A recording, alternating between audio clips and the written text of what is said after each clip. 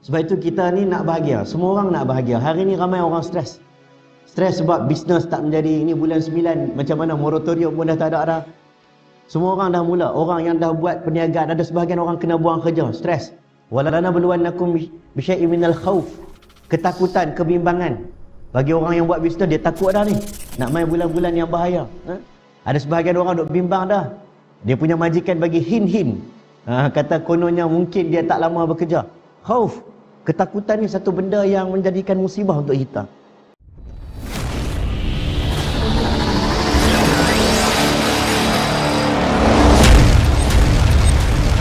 Auzubillahiminasyaitanirrajim. Bismillahirrahmanirrahim. Assalamualaikum warahmatullahi wabarakatuh.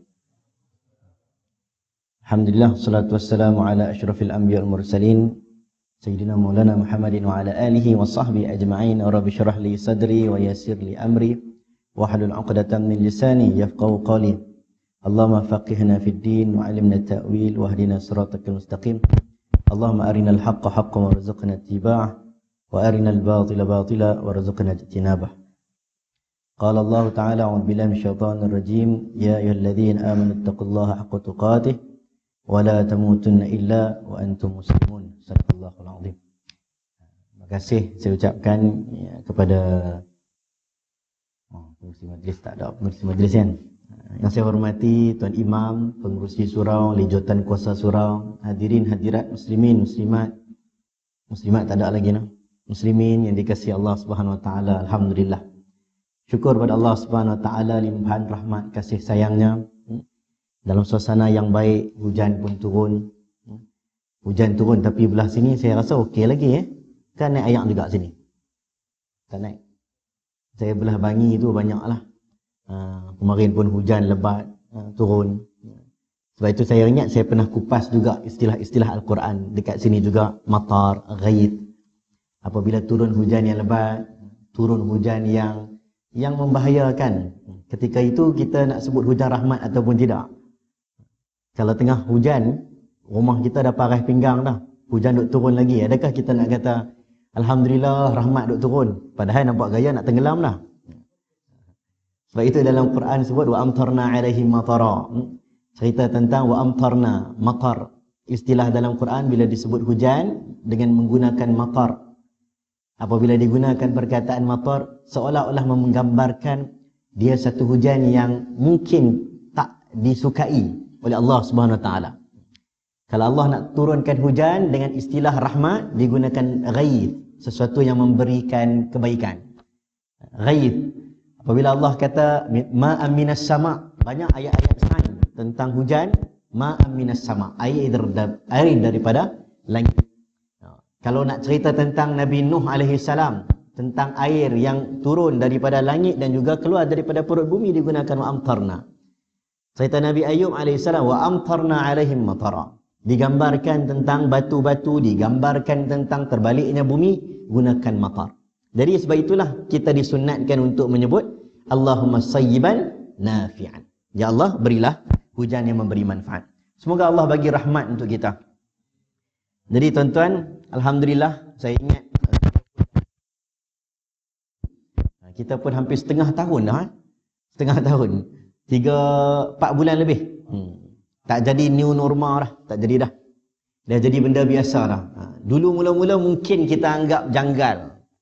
Tapi bila dah jadi menjadi kebiasaan, bahkan lebih daripada 40 hari Kalau biasanya orang sebut 40 hari. 40, istilah 40 yang kita selalu sebut. Wa wa'adana Musa 40 lailah. Nabi Musa keluar 40 malam untuk mendapat wahyu daripada Allah. Seolah-olah 40 itu satu tempoh yang mematangkan manusia. Umur 40 hatta idza balagha ashuddahu wa balagha 40 sanah. Umur 40. Kalau orang motivasi kata buat 40 kali. Kalau Stephen Covey dia kata apa? 7. Apa itu 7 habit. Apa 21 kali. Kalau kita membiasakan diri kita dengan 21 kali, lama-lama kita pun akan jadi orang yang janggal bila tak buat perkara yang kita dah jadikan itu satu rutin. Orang yang pergi solat 40 hari, 40 malam solat jemaah, dihilangkan sifat nifaq. Allah buang sifat munafik. Seolah-olah macam dah jadi rutin untuknya. Bila tak pergi semayang, dia rasa tak senang duduk. Sebab itu bila musim COVID baru-baru ni, mula-mula dulu. Kan kita tengok video, saya ingat waktu tu video dekat Kuwait tak salah. Orang laungkan azan, muazzin laungkan azan. Muazzin laungkan azan, lepas tu dia menangis. Dia kata sallu fi buyutikum, sallu fi rihalikum. Yang mungkin kita pun tak pernah dengar sebelum ni. Kalau tak ada COVID ni tak pernah baca hadis sallu fi buyutikum ni.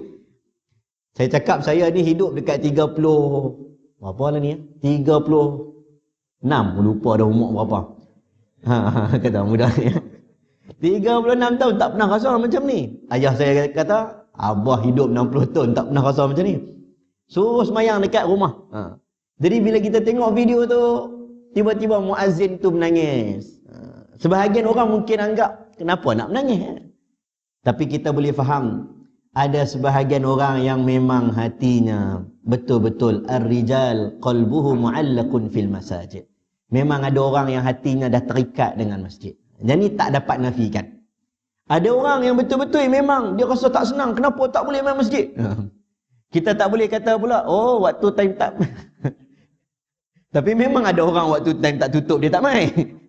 Ada juga orang yang betul-betul tuan-tuan tak boleh dinafikan, memang dia rasa lama tak pi.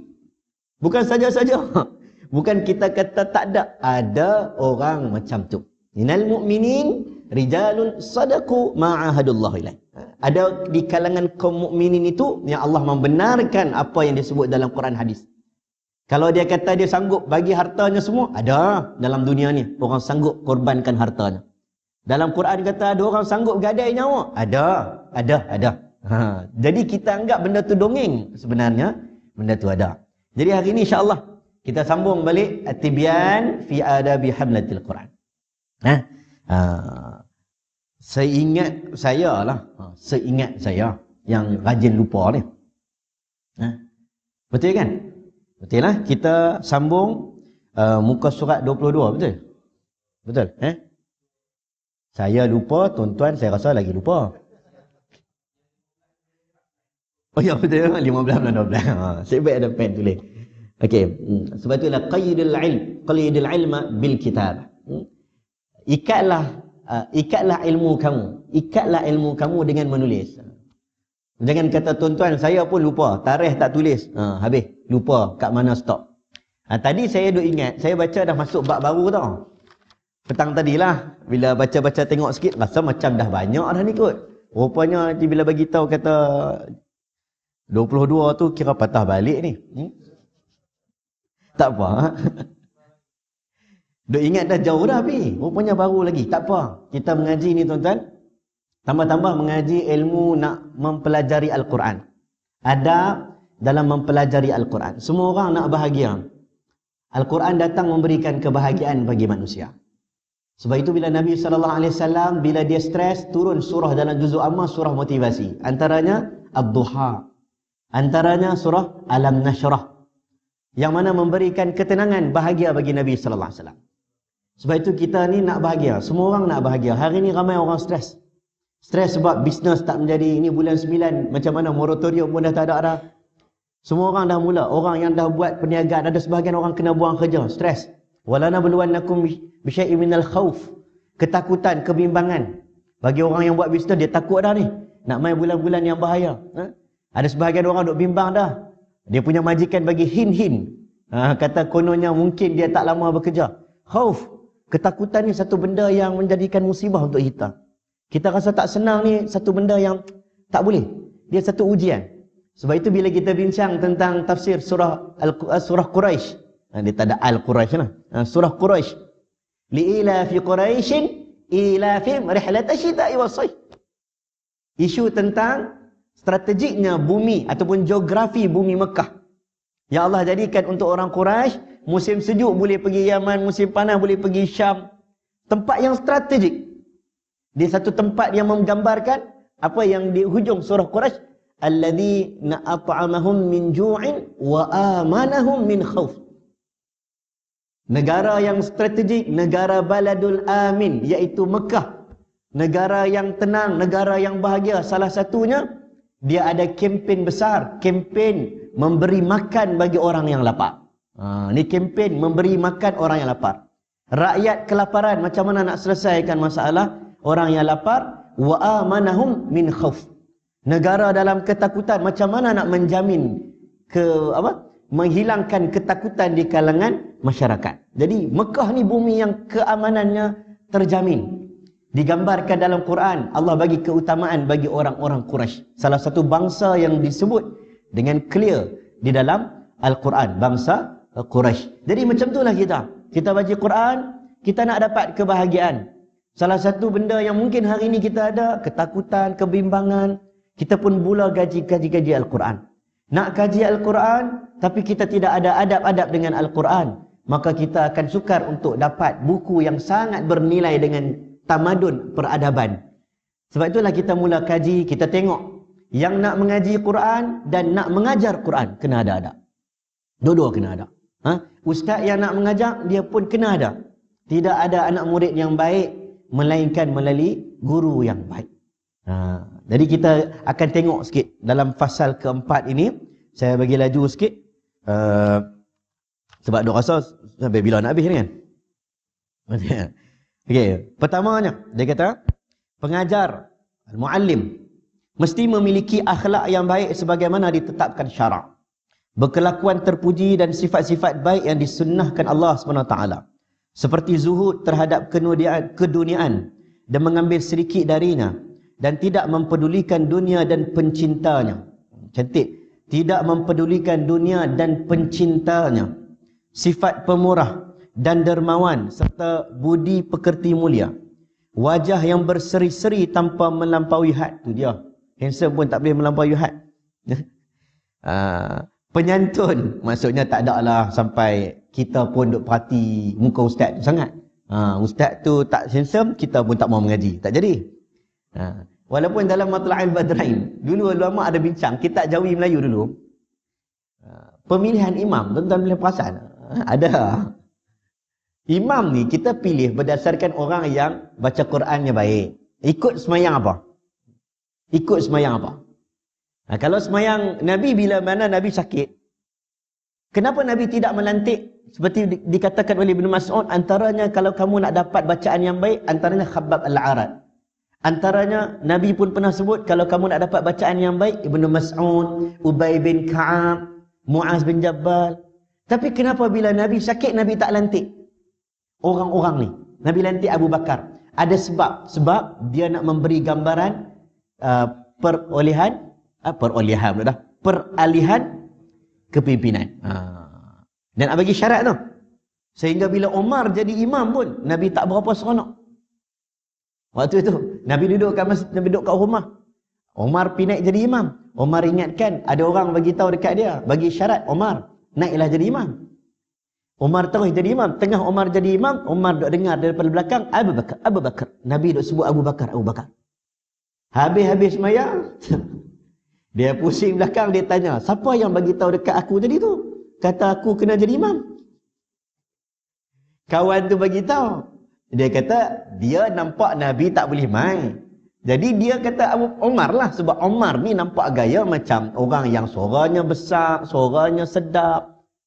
Umar kata, wallahi, demi Tuhan, kalaulah Nabi tak suruh aku jadi imam, aku takkan jadi imam. Siapa pandai-pandai suruh aku pergi? Dia malu. Malu dengan Nabi SAW. Jadi, kat mana tadi tu cerita Umar tadi? Suara. Jadi bila mana Umar jadi khalifah. Umar jadi khalifah pada musim Ramadan, baru-baru ni kita terlepas Ramadan. Tak terlepas. Cuma kita sendiri jadi imam kat rumah. Tuan-tuan jadi imam lagi kat rumah? Kau dah pupus dah?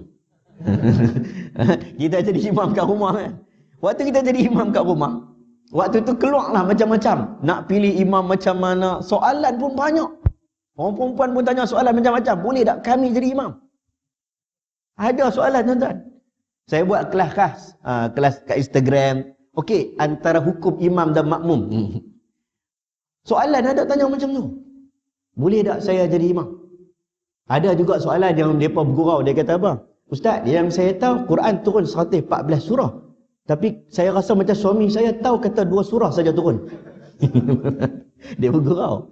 Jadi kita pun waktu tu Tengok imam berdasarkan apa dia? Semayang jenazah, anak. Sebab tak baca. Doa lebih penting.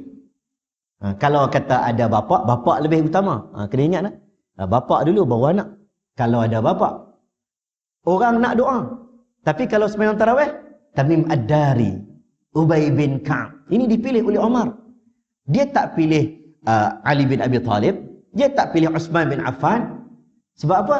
Waktu itu masmuk nak dengar bacaan Quran. Dia ada sebab-sebab tertentu. Jadi bila pemilihan imam, salah satunya dalam kitab Jawi itu, lepas tengok baca, kalau semua baca okey. Ni semua qori-qori hebat. Semua qori UK Bistari. Semua baca sedap-sedap. Nak pilih mana pula? Pilih yang paling faham tentang sunnah Nabi sallallahu alaihi wasallam. Dia faham, dia tahu. Lepas tu macam-macam sampai satu tahap dia tulis dekat situ kitab Jawi. Kalau semua sama, pilihlah yang mana rupa paling handsome. Jenuh nak pilih yang mana paling handsome. Waktu tu siapa nak jadi hakim? Siapa nak jadi hakim orang mana paling handsome? Tapi ada ulama menyebut rupa yang cantik ini sebenarnya dia bukanlah satu kata kelebihan khusus menjamin dia masuk syurga. Tetapi rupa yang indah ini memberi kebahagiaan bagi orang yang melihat. Sebab itulah khususul anbiya dikhaskan kepada nabi-nabi, semua nabi-nabi. Rupa parasnya, salah satu yang dikhaskan untuk nabi, rupa parasnya cantik-cantik. Sebab itu bila kita baca Israiliyat cerita Nabi Ayub alaihissalam, dia sakit tetapi cerita sampai detail dia sakit, busuk, orang lari itu, ulama dia stop kat situ. Kita dah dengar waktu dulu. Lari, dia sakit yang teruk, tetapi sehingga menjijikkan perkataan tu, kita stop. Sebab berlawanan dengan kaedah yang diletakkan bagi setiap nabi-nabi. Nabi-nabi dia tak macam tu, menjadikan dia hina, tidak. Dia sakit-sakitlah, tapi sampai tahap ulat dan orang pun lari busuk dan sebagainya, kita pun berhenti setakat itu. Jadi ada banyak cerita Israiliyat ni pun kita kena tengok-tengok juga. Kalau tuan-tuan baca, baru ni saya kupas dalam TV sikit cerita tentang Israiliyat. Antaranya Nabi Daud alaihissalam. Dia ada panglima perang. Dia berkenan dengan isteri panglima perang tu. Maka dia pun suruh panglima perang tu pi perang. Nak suruh panglima perang tu mati. Ada dalam kitab tuan-tuan. Israiliyat dia cerita-cerita Bani Israel yang dah terserap masuk. Kalau cerita daripada Bani Israel terserap masuk tapi cerita itu tak lari daripada kebenaran, tak ada masalah. Tapi kalau ada benda yang meragukan, maka kita tolak pula dah. Tolak jauh-jauh. Tambah-tambah atas kemuliaan Nabi Allah. Takkan nak kata Nabi Allah ni sampai tahap macam tu nak mengorat perempuan. Maka dia tak sesuai untuk seorang Rasul. Bukan urusan membantu orang lain. Ini kaya di tangan. Tapi kalau dalam hatinya pagi, petang, siang, malam keduniaan. Kalau bab dunia ni dia agak cenderung sampai fatwa pun berbeza-beza. Dia taklah sampai tahap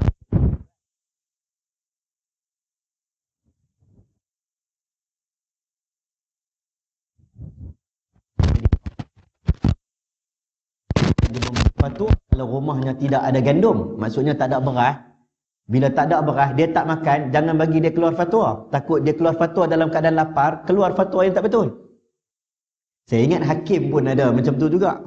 Siapa duduk kalau cerita tentang hakim dalam keadaan tak stable, baru bergaduh dengan orang rumah, tiba-tiba nak buat keputusan kepada orang sedang bercerai. Jenuh, habis bercerai balik, lagi bercerai orang. Jadi hakim pun ada keadaan dia, qadhi pun ada keadaan dia. Tetapi digambarkan orang yang dikatakan pengajar ilmu Quran itu tidaklah terlalu dia melampaui had dalam mengambil keduniaan. Sebab itu kalau kita mengaji ilmu Al-Quran, kalau kita mengajarkan ilmu Quran, ada satu hadis yang masyhur dan semua orang hafal. Khairukum man ta'allama al-Quran wa 'allamah. Sebaik-baik kamu orang yang mengajar Quran dan orang belajar Quran dan mengajarkan Quran. Kenapa hadis ini ada? Sebab nak memberi semangat kepada pengajar Quran. Mungkin ada hari dia belajar, dia mengajar, orang bagi duit lebih. Mungkin ada hari dia mengajar, orang bagi duit sikit. Bila orang bagi duit sikit, dia jangan rasa macam Allah, duka citanya. Kan? Dia rasa macam awak lah sikit sangat. Dia orang yang mengajar Quran, sebab itu dia tenang. Sebab dia pasti dan yakin dan pasti duit ringgit yang dia dapat tu tak boleh ganti dengan apa dia dapat di hari akhirat. Allah memberi kata-kata begini, supaya orang itu rasa begitu. Yang mengajar tu rasa begitu.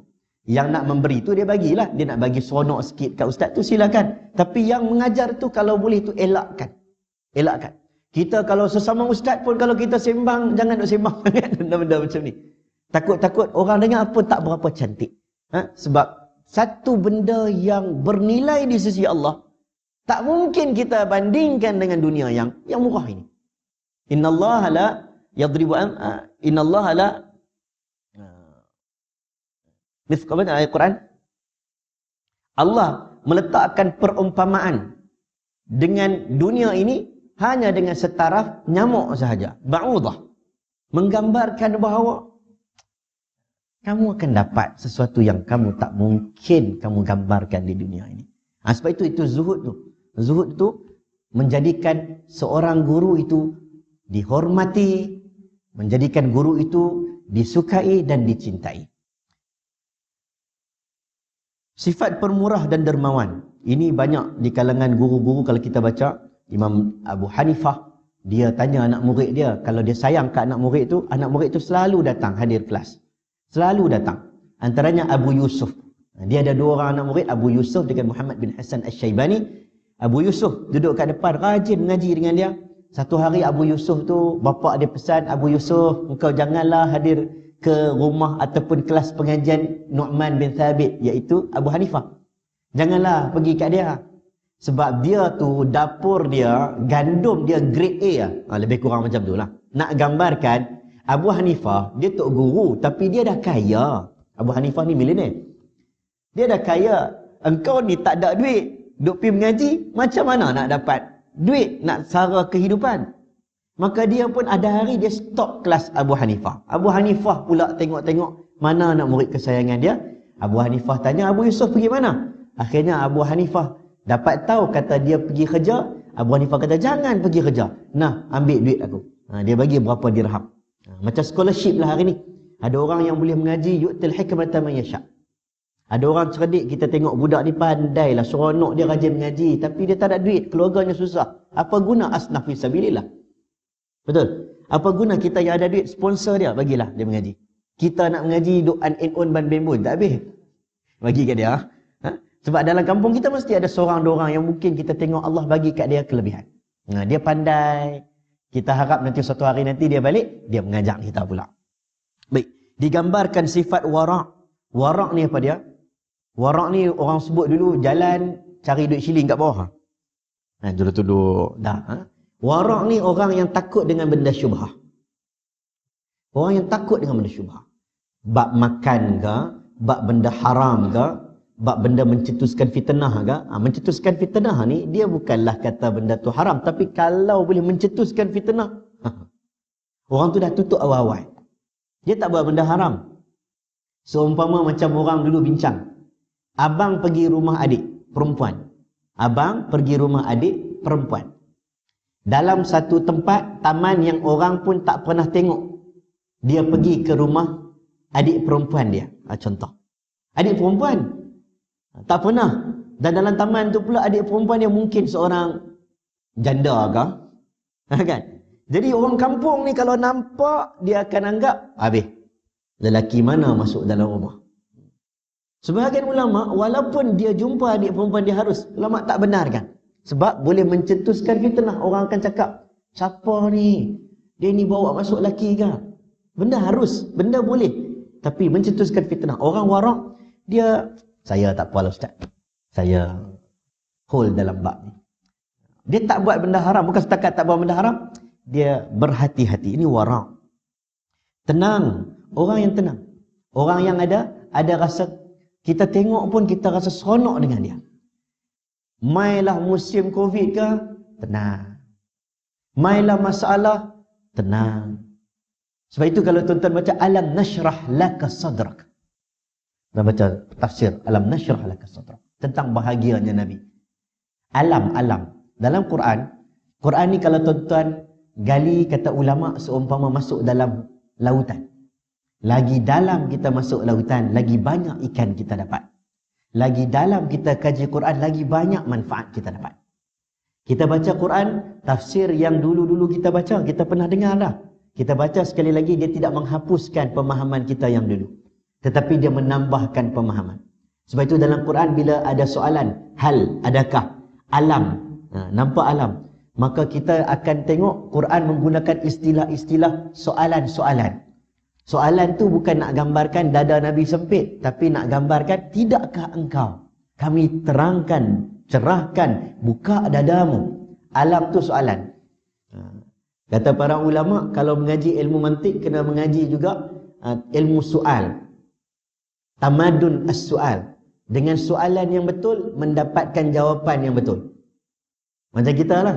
Tanya soalan tak betul kat orang, orang tu jawab pun tak betul. Tanya soalan tak betul, jawab tak betul. Tamadun soal. Mengeluarkan persoalan yang betul, jawapan akan jadi betul. Sebab itulah kalau kita nak pastikan anak murid kita faham dengan baik, kita terbitkan persoalan yang menepati apa yang dibincangkan. Maka anak murid boleh bagi jawapan yang betul. Sekali dia bagi soalan macam mana nak relate ni, tak reti nak relate. Akhirnya jawapan pun tak betul. Maka sebab itulah dia dalam Quran kata, alam nashrah laka sadrak. Tidakkah kamu melihat dada Nabi dibuka dengan tenang? Orang yang tenang, orang yang stres, dia kena relax dulu. Dia kena relax. Kalau orang kajian sains pun akan sebut. Kan orang, tuan-tuan pernah pergi, orang sini mungkin ada geng-geng tentera. Ataupun pergi camp-camp jenis kena lari masuk dalam air. Orang yang berenang dalam keadaan panik, orang yang nak mati lemah, orang yang terperangkap dalam tempat-tempat yang sempit, kajian sains tunjuk, terperangkap dalam tempat yang sempit, lebih panik dia, lebih cepat dia mati. Lebih cepat dia mati. Orang yang tenang, dia hidup lama sikit. Mungkin 7-8 hari. Tapi kalau orang tu dalam keadaan kelam kabut, dia lebih cepat mati. Sebab banyak menggunakan pernafasan. Subhanallah. Faman yuridillahu an yahdiyahu yashrah sadrahu lil Islam. Ini istilah Al-Quran. Siapa yang Allah nak dia dapat ilmu agama, Allah nak bagi hidayah padanya, Allah terangkan dadanya, buka dadanya. Wa man yurid an yudillahu yaj'al sadrahu dayyiqan.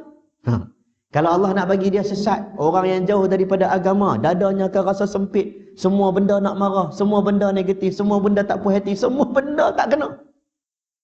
Allah akan sempitkan dadanya. Ja'alahu dayyiqan ka'annama yas'adu fis sama'. Seumpama orang yang mendaki gunung yang tinggi. Subhanallah, Nabi dah cerita, Quran dah cerita tentang tekanan udara. Naik tempat tinggi, oksigen kurang, dada jadi sempit, begitulah dia. Digambarkan pengajar, dia perlu tenang. Dapat soalan. Soalan pun kena tengok juga. Soalan pun, tu yang kata tadi tamadun soal tu. Ada soalan orang betul-betul nak tanya. Ada soalan orang nak pelikir orang pun ada juga. Dia soalan tu dia tak mau tahu. Dia sebenarnya nak etik orang lain. Pun ada juga. Pengajar kena cerdik lah. Kalau soalan itu boleh mendatangkan masalah bagi masyarakat, maka dia pun mungkin boleh hold dulu. Dia kena bijak. Kita dalam soalan radio, tuan-tuan tekap terang, dia memang kena tapis dulu. Dia tanya dulu, nak tanya apa. Kadang-kadang orang tanya tu bukan nak tahu. Orang tanya tu macam-macam tuan-tuan. Dia punya soalan tu kita dengar, bawa tenang kak, bawa tenang. Dia tanya tu kita dah agak dah. Tanya tu nak tanya ke, tanya tu nak pelekeh orang. Soalan pun orang boleh tahu. Jadi sebab itulah dia kena relax. Kena relax dengar. Dulu saya pernah cerita. Datuk Siti duduk mana? Kat Dramasa kan? Cerita benda baik saya ceritalah. Sebut nama pun tak apa. Datuk Siti dulu, waktu kami dululah, mula-mula dulu ngaji dengan Astro dulu. Ketua pengarang, saya ingat berita harian, bahagian hiburan kot. Editor macam itulah. Dia cerita kat kami cara nak jawab dengan media. Kelas cara nak jawab dengan media. So no, interesting. Kita tak pernah ikut kelas macam tu. Dia ajak. Sebab waktu tu, zaman dulu tu, waktu 2010 Imam Muda tu, waktu tu yang datang CNN, BBC. Tak pernah CNN, BBC nak main interview dunia TV kat Malaysia. Dia main habis daripada London, daripada apa. Dan ada persoalan yang saya jawab, saya menyesal sampai hari ni. Tapi tak apalah, dah lama dah. Sebab CNN dia main tanya, dia pandai, dia macam-macam main. Ada yang Jews datang, Ada orang Jerman tu dia nak duduk rumah kita. Saya duduk PPR dekat Desa Petali dekat kampung Malaysia. Ada orang Jerman tu perempuan. Dia kata, saya boleh tak? Dia minta izin dengan isteri saya. Boleh tak? Saya nak tumpang rumah, nak ambil detail pagi sampai esok buat apa kat rumah. Dia nak tumpang rumah kita. Memang tak boleh, rumah kita pun besar tu ya. Tapi dia orang memang nak tahu. Sebab itulah bila dia datang dia tanya, ni pengalaman saya tak lupa BBC. Dia tanya, kita pun cakap orang putih pun lebih kurang. Dia tanya tentang apakah yang mesej yang kamu nak bawa dalam Islam. Saya pun nak jawab betul tu, kita pun guna-guna orang putih sikit-sikit. Kita jawab kita nak membawa Islam yang lebih damai, Islam yang lebih baik. Jadi dia tanya, adakah sebelum ini tidak damai? Tuan-tuan, kita tak cerdik ni memang kena dah. Tapi waktu tu memang tak cerdik pun. Dan ada soalan yang dia tanya, seperti mana kita tengok, dia buat simpati lah, dia main simpati. Kita tengok kezaliman berlaku di Palestin, kezaliman berlaku di negara-negara Arab, menjadikan orang-orang Islam bangkit mempertahankan diri mereka. Apa pandangan anda? Saya pergi baca ayat Quran. فَلْيُقَاتِلْ فِي سَبِيلِ اللَّهِ الَّذِينَ يُقَاتِلُونَكُمْ وَلَا تَعْتَدُوا فَمَنِ اعْتَدَى عَلَيْكُمْ فَاعْتَدُوا عَلَيْهِ بِمِثْلِ مَا اعْتَدَى عَلَيْكُمْ. Ini menyesal ayat Quran betul, tapi tak kena gaya tanggungjawab. Bagaimana, ni ayat tentang perang. Bagaimana mereka buat kepada kita, begitulah kita balas balik pada mereka. Ni ayat tentang konteks perang. Perang memang macam tu. Jawapan betul, Quran.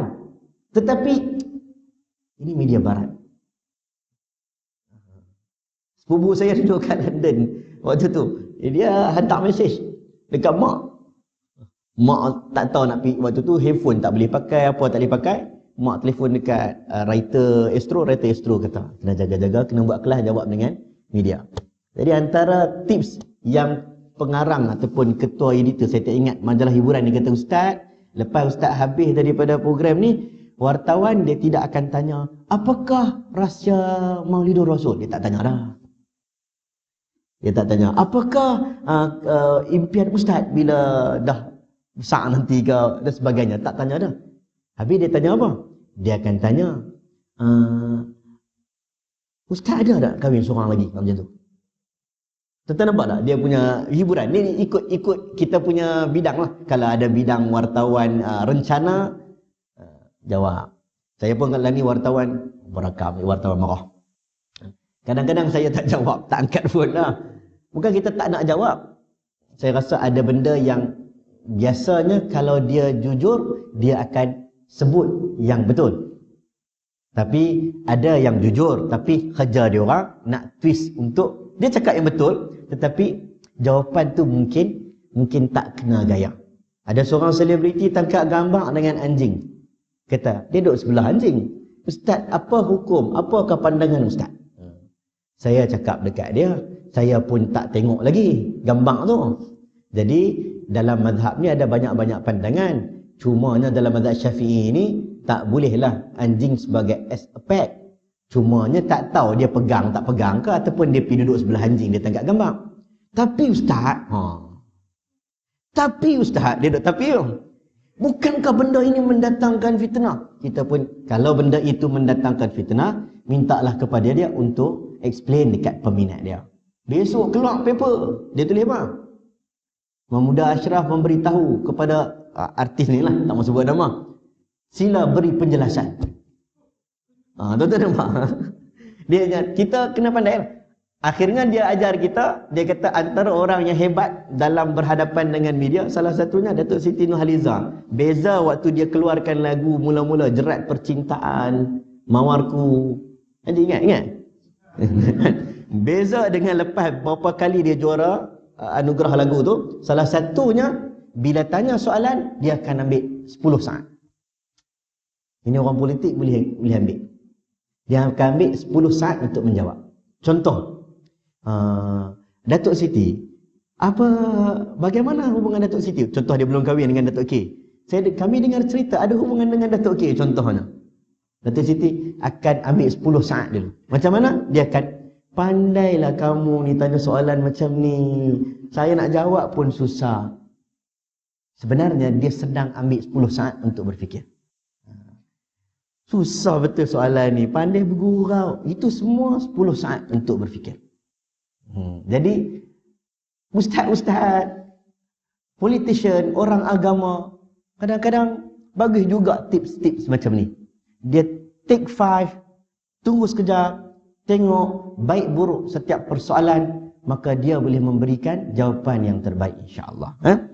Sebab itulah tenang, berwibawa, rendah hati dan tunduk, menghindari ketawa dan tidak banyak bergurau. Boleh gelak tak? Boleh. Tapi orang gelak teruk-teruk sangat, dia janganlah pun duduk sekali lah.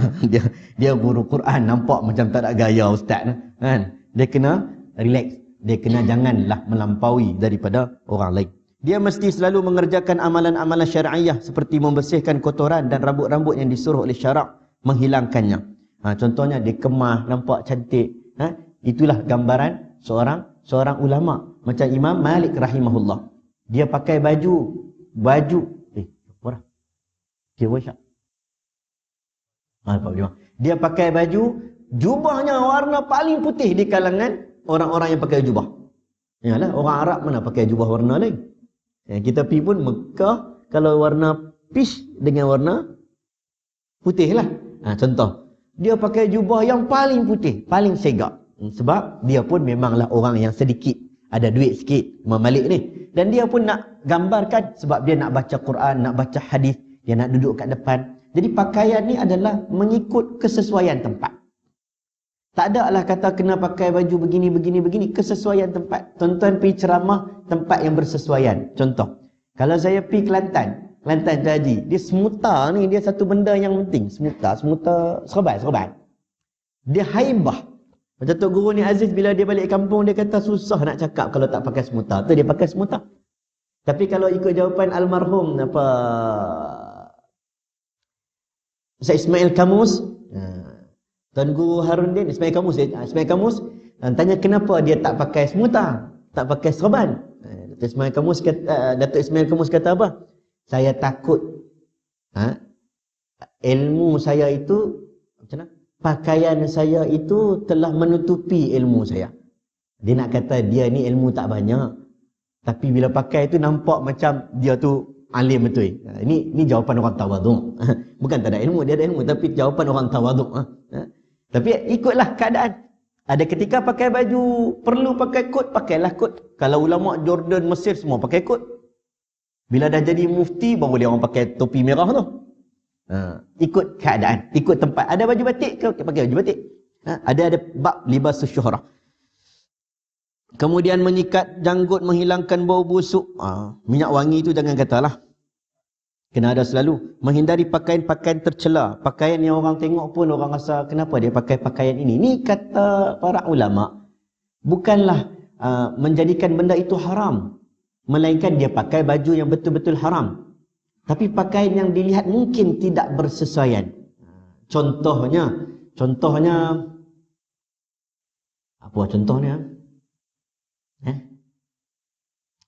T-shirt gambar tengkorak, memang tak boleh tengkorak dah. Contoh dia pakai baju t-shirt macam singlet tu. T-shirt ni saya orang pakai, semua orang pakai, ustaz pakai nak main bola.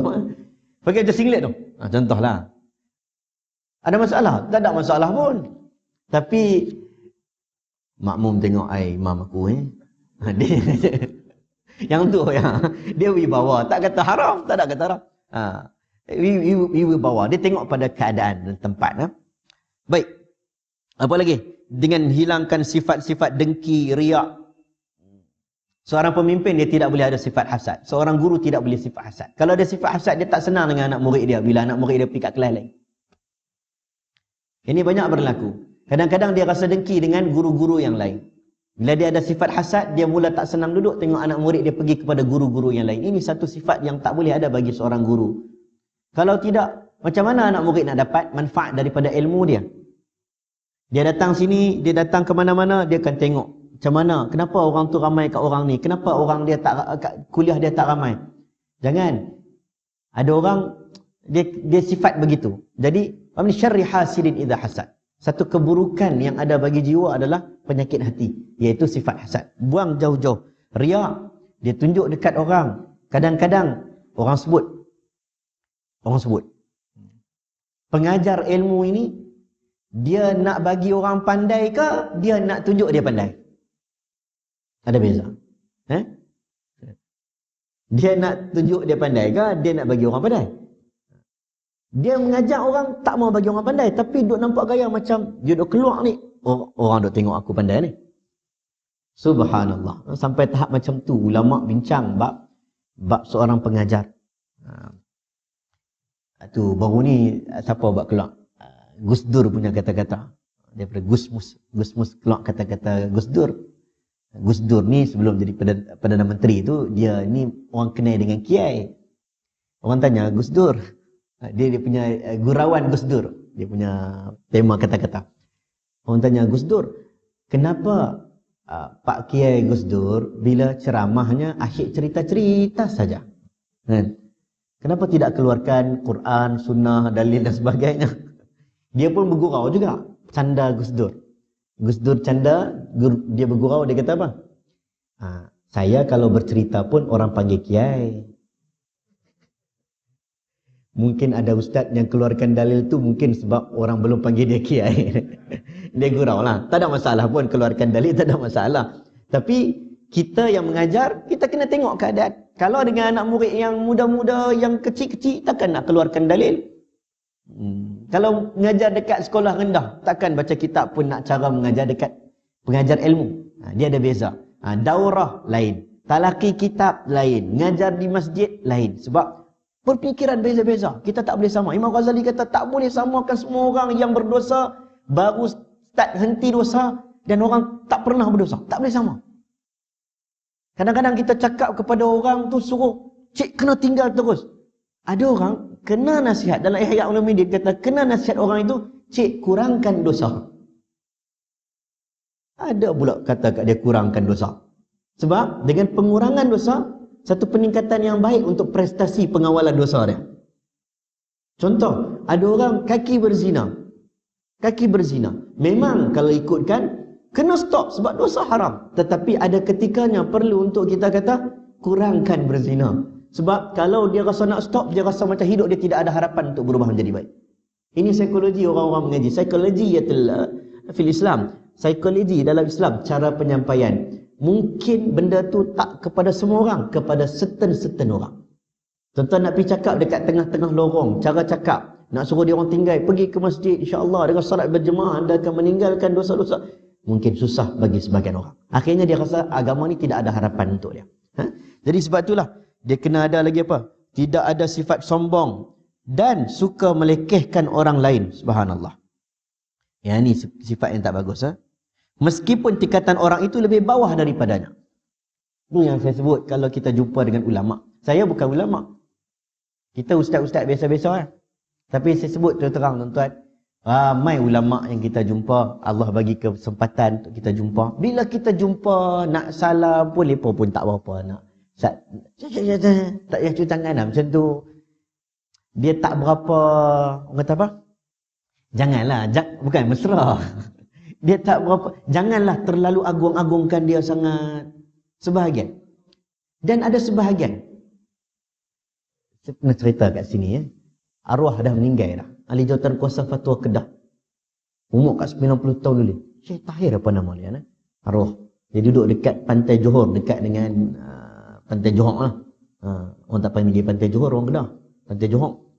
Satu masjid.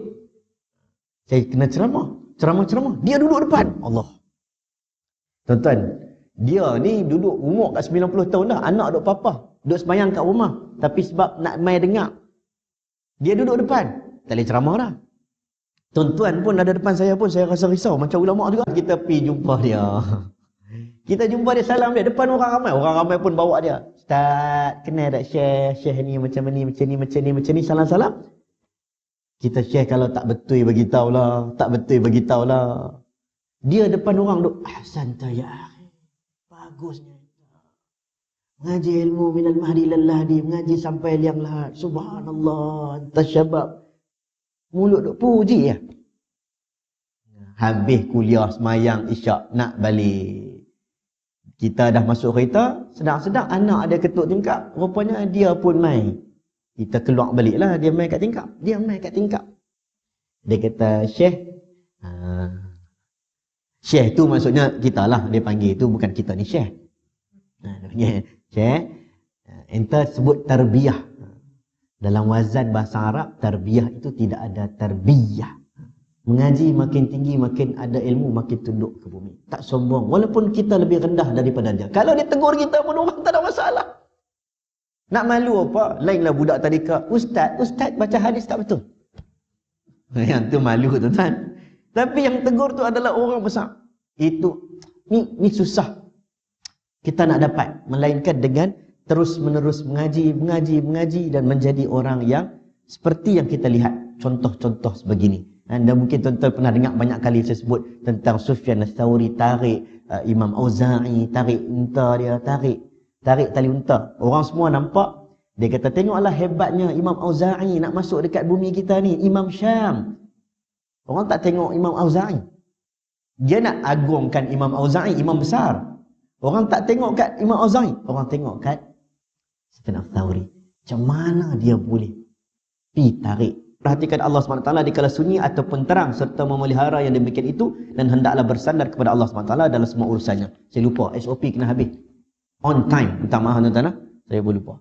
Jadi insyaAllah semoga Allah merahmati kita. Saya ingat tak perlulah huraian-huraian panjang. Benda ni clear dan jelas. Semoga Allah memberikan kepada kita kebaikan. Dan Allah bagikan kita ini dengan kita ada adab dan akhlak yang baik. InsyaAllah lebih mudah kita nak faham Quran. Berinteraksi dengan kitab yang baik, perlukan jiwa yang baik.